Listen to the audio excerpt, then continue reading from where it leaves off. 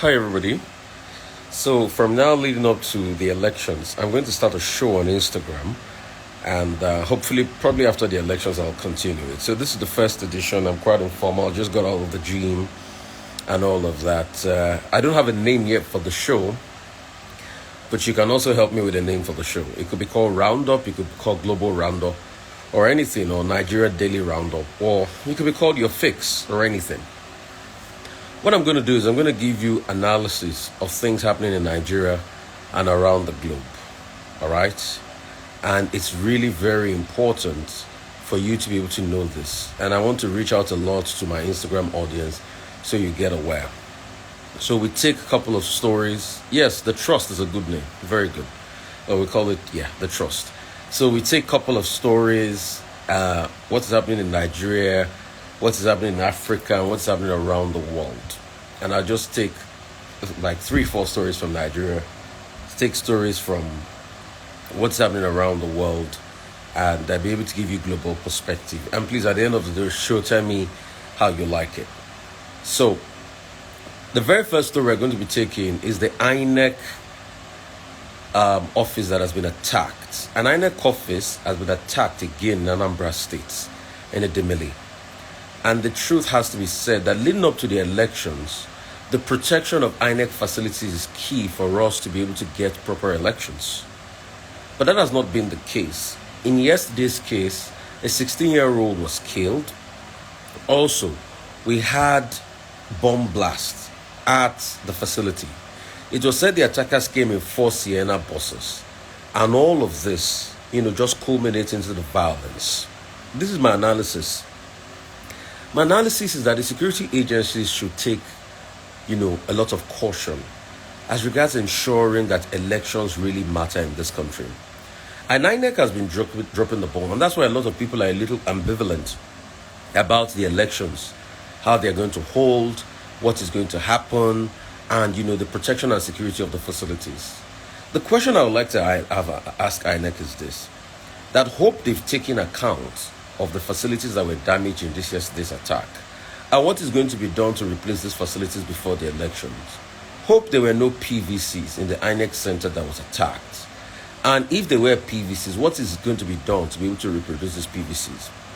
Because when you look at it, the other time, an INEC facility was attacked in Ogun State. Today, have they replaced those INEC facilities? Have they replaced those PVCs seen in those facilities? The INEC chairman did say, they'll be able to print the PVC on time. But the truth is, is it really possible to be able to get that done on time? Also, the second story I'm going to take is this. A container fell a couple of days ago in Lagos. And it slammed on the bus and it hurt a lot of people. We've had one too many cases of container falling.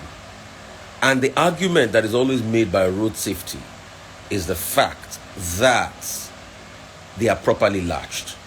But the question is, how is it that containers are properly latched and they still get to fall on buses in Lagos? So what are my solutions? My solutions will be, please, the authorities from the ports at first should have an independent body that authenticates the latching of containers. When you have an independent body that authenticates the latching of containers, also bring about stiffer penalties and codify it in the law that in the event that articulated vehicles with large containers fall, the company that owns those vehicles will be severely dealt with. There should be penalty stated.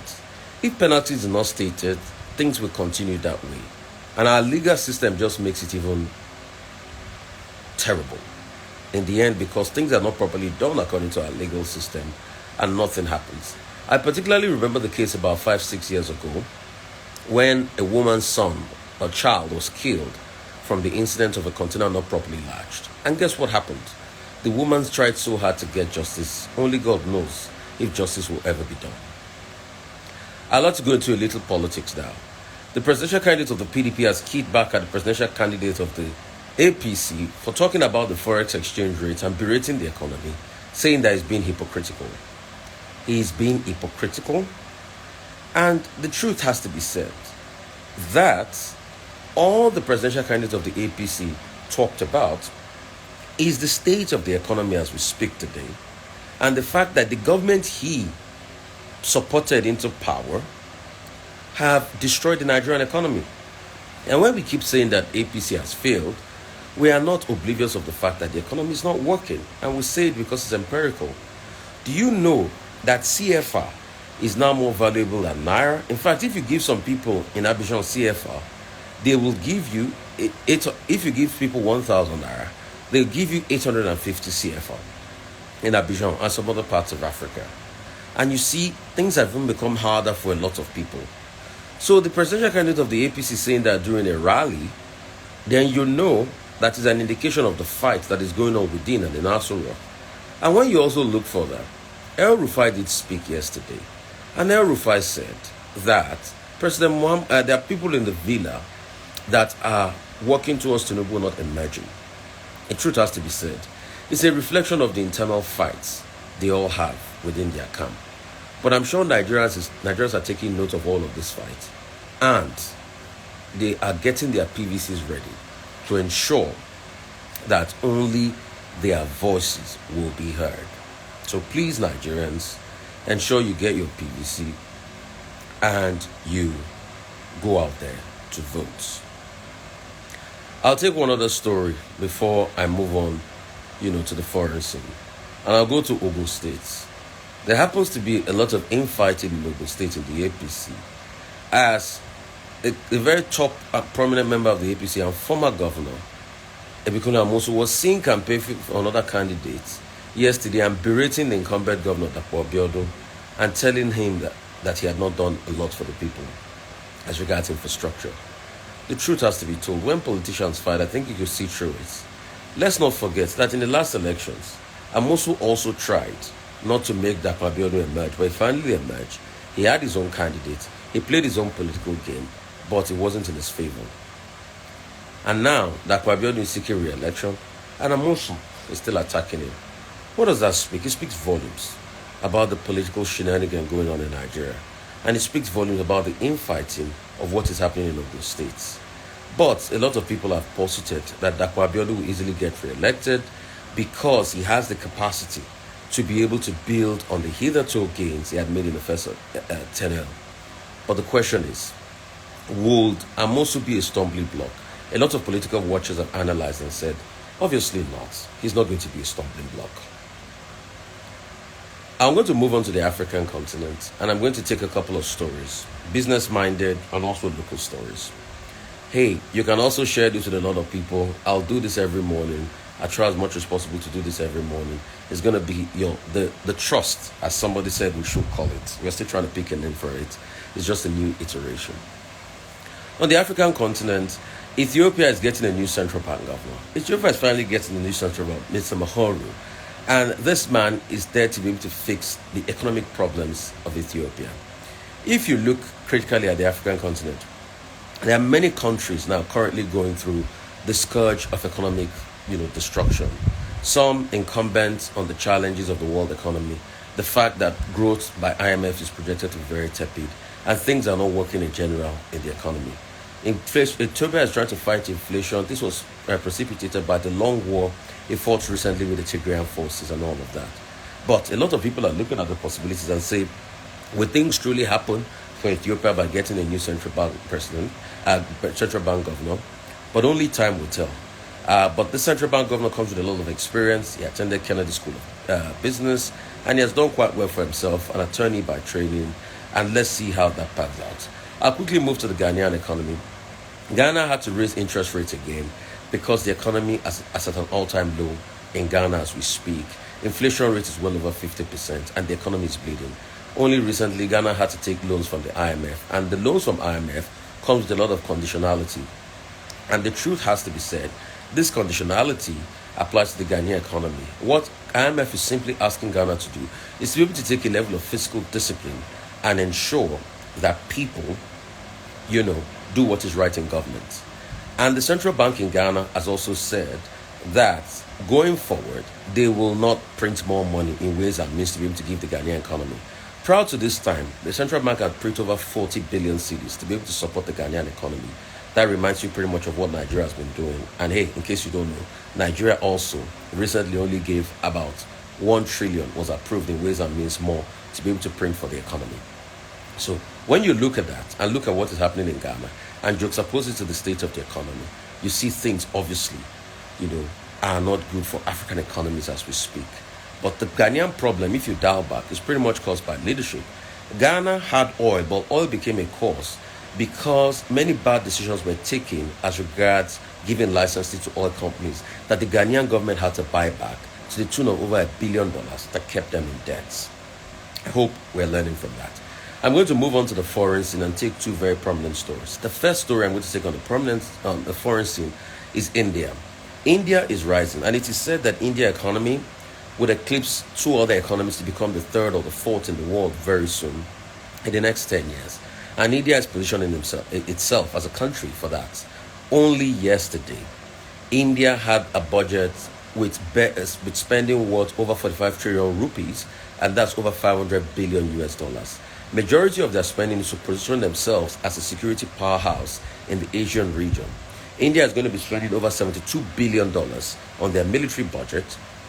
20 billion of that is going to go to, strategic purchases for their military.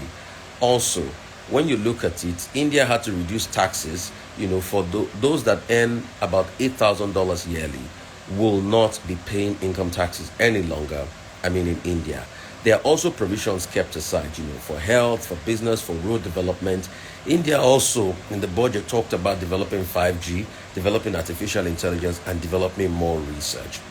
India, with that budget, as presented yesterday by the Ministry of Finance in India, is positioning itself to be a global player in the grand scheme of things and in the Asian region. It is also projected as an economy to grow about 6.5%. Currently, India also has a problem of a big deficit, 118 billion. That's about 6.5% to GDP, debt to GDP ratio. But the truth is, India is also projecting in the budget that it plans to reduce its deficit by doing a whole lot of work. And what does it plan to do? It plans to reduce its deficit to about 5.4% or 5.9%. India churned out this budget yesterday, and it was budget day in India. As I wrap up, a real eye-opener.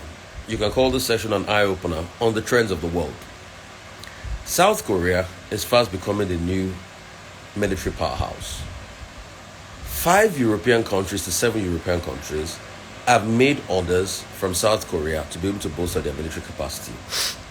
Poland and some other countries are ordering South Korea equipment now because Americans are finding it difficult to be able to produce equipment like their Hammer missile launcher on time and the likes. Everybody's now tilting towards South Korea because South Korea provides two options. One, it can provide military equipment at a quicker turnaround time, and also it can provide military equipment for the countries that are, evident that want their military equipment, and it can provide it on the soil of those countries. So, in the last 1 year, South Korea has gotten military orders well over hundreds of millions of US dollars and well into the billions. In the Asian region, South Korea is fast becoming another military powerhouse. And as we wrap up things, I just want to tell you a quick inspirational story for you never to give up. Okay? I'm going to try to see if I can add inspiration to behind it. Only last year, or last season, a Nigerian footballer did very woefully. His name is Oseni. He struggled, he had COVID, and a lot of things happened. That his big money signing to Napoli was well on the way to ruins. But this same season, Oseni has become a toast of many in Italian league. He's banging in goals, doing so well, and the truth is that he's well on his way to equaling the records set by the likes of Giorgio Ponware when he was in Italy. The thing about life is never you give up in anything you do. And that's going to be my first edition for The Trust. The times will vary, but definitely I'll bring you this, which is a global analysis around also looking at Nigerian issues. But please, if you like this, drop your feedback within. And I think Instagram is a platform where I can reach a lot of people, because there are so many things we need to analyze and get people ready to be able to understand the way and the workings of the world. Thank you so much for your time. Give me feedbacks as regards, the show, and as regards possibilities of things we can do and all of that. And if you want partnerships, if you want me to be able to call out your products and advertise your products on this show, just let me know about it, all right? Advertising your product doesn't necessarily mean an endorsement. It's just advertising your product on this show. I will bring it to you once every day. The times will vary, but definitely, if you just check my Instagram page, you'll be able to see the roundup of world events and local events. Thank you so much for your time. Thank you so much for joining this global perspective. Thank you so much.